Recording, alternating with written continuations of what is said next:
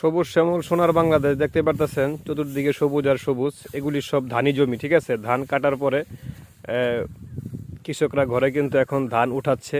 আবার কেউ কেউ ধান ঘরে তোলার পরে ধানের যেই আপনার খের বনগুলি থাকে এগুলি অনেকেই শুকাচ্ছে, ঠিক আছে। তো এরকমই একজন ভাই, উনি এখানে তার বনগুলি উনি রোদ্রে শুকাচ্ছে, ঠিক আছে। বিগত দিনে অনেক দিন যাবৎ বৃষ্টি ছিল, তাই তারা ঠিকমতো ধানও কাটতে পারে নাই, এই খের বন তারা শুকাইতে পারে নাই, ঠিক আছে। আচ্ছা, এই যে আপনাদের এই উত্তর অঞ্চলে দেখলাম অনেক ঝড় তুফান বৃষ্টি গেল, আপনারা কেমনে কি করলেন, ধান টান কেমনে কাটলেন বা কি আসায় বিষয়? এমনি ভাই কষ্ট মিষ্টি করে কাটলাম। ধানের দাম হয়েছে ভাইয়া 600-700 টাকা মন, অনেক কম। হ্যাঁ, আর কামলার দাম হয়েছে তোমার 1500-2000 টাকা কামলা। এই অবস্থা এখন করার কিছু নাই, কারণ এই টাটকা ফসল, সুন্দর ফসল। হ্যাঁ, এখন এই ফসল যদি 6 মাস এই ফসল এসে কষ্ট করিয়া 3 মাস 4 মাস কষ্ট করিয়া পরিশ্রম করিয়া এখন এই পাকনা ফসল পানির নিচে তুলে যাওয়া এবং হ্যাঁ এই ফসল নষ্ট হয়ে যাওয়া, এখন কৃষককে এটা সহ্য করতে পারে না না, কৃষি বাংলাদেশ যে কৃষি প্রধান দেশ, এখন এই ফসল সহ্য না করতে পারে, কারণ 600 টাকা মন ধান, হ্যাঁ 1500 টাকার কামলাতে তারা কাটতেছে।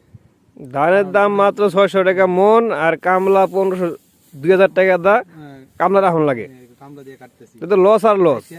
এখন ধান আল্লাহর রহমতে আলহামদুলিল্লাহ বিগত প্রায় 7-10 দিন ধরে তেমন আজকের মতো রৌদ্র দেয় নাই। হ্যাঁ, কারণ অনেকে ধান কাটছে, ধান কাটার পরে ধানের মধ্যে 4-5 দিন মারা দেয় তৈছে, দিয়ে উঠছে যে ধান মারাইয়া ফলন দিয়ে মারাইয়া তৈছে, ধানের মধ্যে 1-1.5 হাত জ্বালা পড়ছে। আচ্ছা আচ্ছা, গ্যাস সাইডে জ্বালা পড়ছে, কিন্তু সব ধান নষ্ট হয়ে গেছে। কিন্তু আমার তেমন ক্ষতি হয় নাই, আমার একটা ক্ষেত পানির নিচে তুলিয়ে গেছে।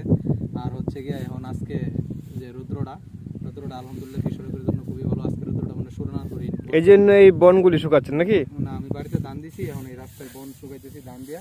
আচ্ছা আচ্ছা, শুকাইতেছি মানে আজকে রৌদ্রটা অনেক, এই বর্তমানে রৌদ্র যত বেশি কৃষকের মনে তত হাসি। আচ্ছা আচ্ছা। তো দেখতে পারতেছেন আসলে এই যে তারা রোদের কারণে ধান ঠিকমতো কাটতে পারে নাই, খের বন শুকাইতে পারে নাই। তো তেমনি একজন ভাই, উনি রৌদ্র পেয়ে অনেক খুশি, তাই উনি তার খের বনগুলি শুকাচ্ছে এবং এই ধানগুলিও কিন্তু আস্তে আস্তে কাটা হয়ে যাবে। আমি আছি একটি গ্রাম অঞ্চলে এবং সবুজ শ্যামল একটি গ্রাম, এখানে শুধু ধানি জমি চাষ হয়, ঠিক আছে। তো সবাই দোয়া করবেন কৃষকদের জন্য, কারণ কৃষকরা বেঁচে থাকলেই আমরা বেঁচে থাকবো।